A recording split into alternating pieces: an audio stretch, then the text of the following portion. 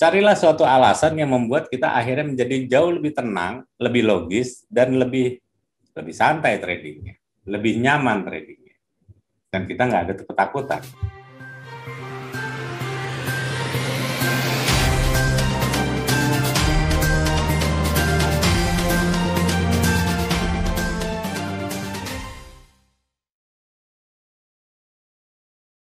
Tentunya kita sudah tahu bahwa saat ini suntikan vaksin sudah mulai beredar. Tidak hanya di Indonesia, di luar negeri juga sama, sehingga mau tidak mau, suka nggak suka, pertumbuhan atau pemulihan ekonomi global sudah mulai terlihat kembali. Sebenarnya kalau kita sudah tahu arahnya mau kemana, itu akan menjadi lebih mudah bagi kita. Kadang kita lupa bahwa arah besar inilah yang menentukan kita bisa selamat atau enggak. Karena hanya dengan mengetahui arah besarnya, kita tidak akan pernah takut untuk melakukan suatu transaksi. Tapi kalau arah besarnya kita sudah mulai ragu, kita sudah tidak tahu dan tidak tahu apa yang dilihat, tentu ini akan menjadi masalah besar di kemudian hari. Yang pertama adalah saya ingin bertanya sama Bapak atau Ibu, kalau Bapak dan Ibu trading forex, pasti tidur dong ya kali seharian kita ngeliatin grafik gitu kan ya. Itu kan zaman dulu. Kalau trading zaman sekarang kita kan tinggalin aja. Nah, pada saat kita tidur lalu bangun pagi, kalau kita sebagai trader, apa yang kita lakukan? Apa yang trader biasa kerjakan setelah dia bangun pagi? Apakah langsung buka laptop, atau dia mau olahraga dulu, atau biasanya Bapak dan Ibu melakukan apa setelah bangun dari tidur? Dari Pak Usman mengatakan baca berita di TV. Bagus Pak, karena sebenarnya ini yang nggak pernah dilakukan. Kita sudah tahu bahwa trader itu udah kebiasaan bangun tidur 90% pasti lihat grafik, buka laptop lihat grafik. Keadaan ini sebenarnya yang membuat akhirnya kita sendiri yang masuk dalam suatu perjudian. Karena kita tahu yang namanya grafik itu adalah hasil akhir dari suatu visualisasi harga. Bapak dan Ibu, apabila kita melihat grafik yang ada di laptop, itu sebenarnya itu adalah hasil akhir dari harga yang terbentuk. Bukan penyebabnya. Pernah saya berdiskusi dengan teman atau rekan sama trader gitu, sama analis mungkin. Ya mereka mengatakan bahwa namanya fundamental itu mengikuti grafik. Jadi kalau misalnya harganya sudah di atas nih, lalu ada candle doji atau ada head and shoulder misalnya, ada double top, itu udah pasti balik, dan setelah itu beritanya baru masuk. Dan itu sebabnya juga kenapa banyak orang loss di bisnis ini, karena berawal dari grafik dan bukan berawal dari fundamental. Jadi menurut kamu, Res, fundamental sama technical yang bagus yang mana? Dua-duanya bagus. Karena pada prinsipnya harga bergerak itu karena ada dua faktor. Yang pertama adalah faktor fundamental, yang satunya lagi adalah faktor teknikal. Dan itu nggak bisa dipisahkan. Ya tentunya landasannya adalah money management. Itu udah nggak bisa ditawar. 3 sila itu udah nggak bisa ditawar lagi. Money management, fundamental sama teknikal. Yang masing-masing pasti mempunyai suatu kelebihan masing-masing. Mempunyai porsi yang sejajar. Nanti akan kita coba bahas satu persatu. Tapi kita akan coba bahas bahwa hanya sedikit orang yang bangun tidur itu langsung melihat news. Apa yang terjadi di dunia. Karena pada prinsipnya, kalau yang terjadi di dunia itu akan mempengaruhi seluruh aktivitas bisnis yang ada di negara tersebut. Karena forex adalah pertukaran dua mata uang, bukan satu mata uang. Mata uang satu terhadap mata uang asing lainnya. Sehingga mau tidak mau, suka nggak suka, apabila terjadi sesuatu di negara A misalnya, tentu akan berpengaruh kepada negara B. Dan tentunya mata uangnya pun akan berfluktuasi. Kalau kita melihat bahwa news ini adalah sebagai pemicu untuk menentukan arah market, atau bahkan lebih spesifiknya lagi, untuk menentukan pair apa sebenarnya yang sedang dilihat oleh pelaku pasar. Kadang kita tidak pernah tahu dan nggak pernah mau tahu sebenarnya pelaku pasar sedang melihat apa, sedang memburu apa. Apakah sekarang emas lagi diburu atau justru ditinggalkan? Alasannya apa? Yang kita tahu adalah, oh dia break ini nanti ke sini, break ini nanti ke sini. Carilah suatu alasan yang membuat kita akhirnya menjadi jauh lebih tenang, lebih logis, dan lebih santai tradingnya, lebih nyaman tradingnya. Dan kita nggak ada ketakutan. News yang terjadi itu akan membuat suatu negara ekonominya akan jauh lebih baik dan jauh lebih buruk. Sehingga informasi itulah yang membuat para pelaku pasar masuk ke negara tersebut atau justru keluar dari negara tersebut. Mengenai arah ini, anggap saja kita sedang berkendara, lalu ada persimpangan. Yang kalau ke kanan dia nanti ke airport atau ke bandara, yang ke kiri mungkin pulang ke rumah. Pertanyaannya adalah, apabila ada mobil atau bis atau kendaraan bermotor lainnya berhenti di suatu persimpangan jalan, pertanyaannya, Bapak bisa tahu nggak dia mau ke kiri atau ke kanan, atau justru mau lurus? Kalau jawabannya nggak tahu, itu sama juga sebaiknya jangan pernah trading, karena sebenarnya Anda hanya menebak.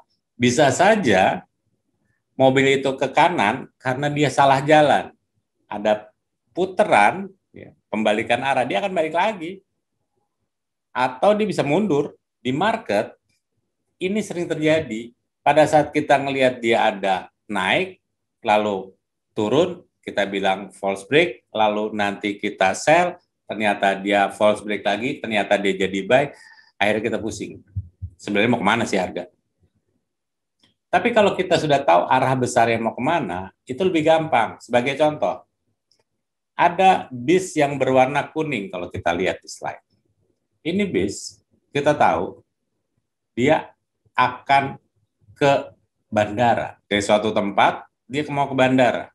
Pas di pertimbangan jalan, kita sudah tahu, dia pasti belok ke kanan. Karena memang bandara ada di sebelah kanan. Kita bisa tahu bis itu akan ke bandara, tentunya di situ sudah dikasih suatu petunjuk bahwa bis nomor sekian, dia arahnya ke bandara. Bis nomor sekian, dia akan adanya ke pelabuhan, ke dermaga. Untuk mudahnya, untuk lebih gampangnya, biar Bapak dan Ibu nggak sulit tentunya, yuk kita lihat peta Pulau Jawa. Di situ kita lihat ada Jakarta, Semarang, dan Surabaya. Kita ambil contoh namanya Amir. Amir ini ada di Semarang. Pertanyaannya adalah, dia akan ke Jakarta atau dia mau ke Surabaya? Menurut Bapak dan Ibu mau kemana? Kalau dibilang nggak tahu, sebaiknya jangan trading. Jadi kalau kita trading sebenarnya kita harus tahu dulu arah besarnya mau kemana. Kalau nggak tahu ya jangan. Hal tersebut tentunya akan berhubungan dengan fakta. Faktanya dari berita. Dari fakta tersebut pasti akan mendapatkan suatu data. Dari data baru, data itu dihubung-hubungkan dalam bentuk harga, dia nanti bentuknya grafik. Jadi setelah ada suatu perubahan berita dan perubahan data, maka harga yang akan bergerak. Dan ini tidak akan merubah tren besarnya. Kalau koreksi sedikit-sedikit wajar, ujungnya pasti ke sana. Ujungnya pasti ke Jakarta, nggak mungkin dia ke Surabaya. Nah, keyakinan inilah yang Anda harus ketahui bahwa di dalam trading, itu fakta yang berbicara, berita yang berbicara, data yang dilihat, dan grafik. Itu tentunya akan menentukan kita entry dan exit nantinya. Kita akan jaga di mana, mau di Pekalongan, di Brebes, atau kita mau jaga di Tegal, itu grafik. Gitu. Ada contoh lain nggak, Riz, yang nggak bikin ribet? Soalnya begini, selama ini saya diajarin kalau yang namanya fundamental itu Forex Factory gitu loh. Itu gimana ceritanya Forex Factory? Menurut lu gimana, Riz? Bapak dan Ibu, saya kasih contoh yang sangat-sangat sederhana. Bapak dan Ibu tahu tentunya apa yang namanya penyakit demam berdarah DBD. Kalau ada orang terkena atau sakit DBD, dibawa ke UGD, lalu dokter mengatakan bahwa oh ini DBD gitu. Enggak kan? Dia pasti harus diperiksa dulu. Lalu darahnya diambil, dimasukkan ke laboratorium. Suhunya dilihat, lewat nggak 37? Trombositnya udah di atas 100.000 belum? Badannya nyeri-nyeri nggak? Itu semuanya dianalisa. Kalau misalnya demamnya udah sampai 40 derajat, lalu kepalanya sakit, mual muntah-muntah, ada bintik-bintik merah, dari laboratorium keluar juga data bahwa trombositnya cuma 40.000. Nah, data-data tersebut itulah yang dikeluarkan oleh Factory. Itulah data ekonomi. Jadi data ekonomi itulah yang nantinya membuat kita bisa melihat apakah negara tersebut sedang sakit, apakah pasien tersebut sedang terkena demam berdarah. Cerita-cerita tadi, salah satu yang menyebabkan suatu negara itu mata uangnya melemah, itu karena ekonominya buruk, inflasinya rendah, GDP-nya jelek, data PMI-nya di bawah 50, pandemik masih banyak. Apakah investor mau masuk ke negara tersebut? Pasti nggak mau kan?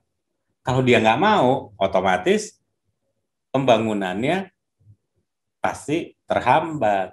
Pertumbuhan ekonominya pasti melemah. Setiap negara itu punya bank sentral.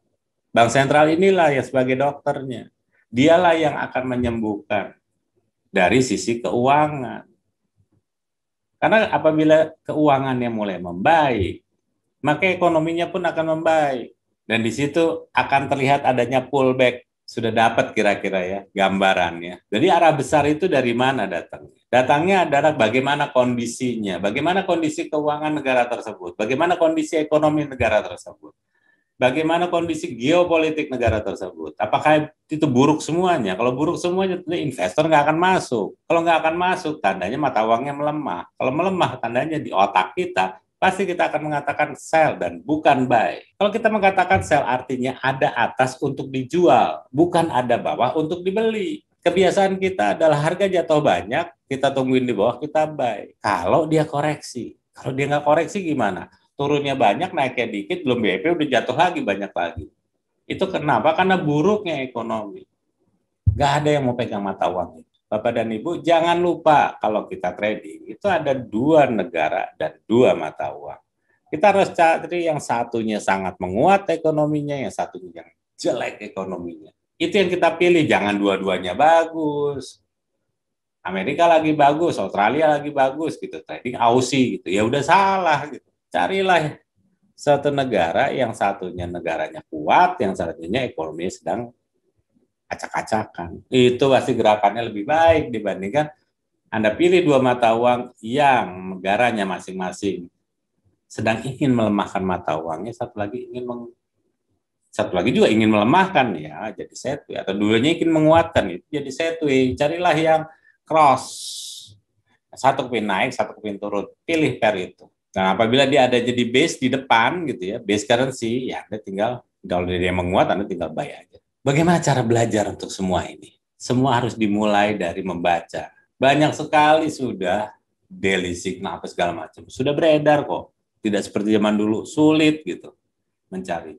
Anda tinggal mau mencari, Anda bisa dapat setiap harinya. Pastikan tiga komponen ini ada semua.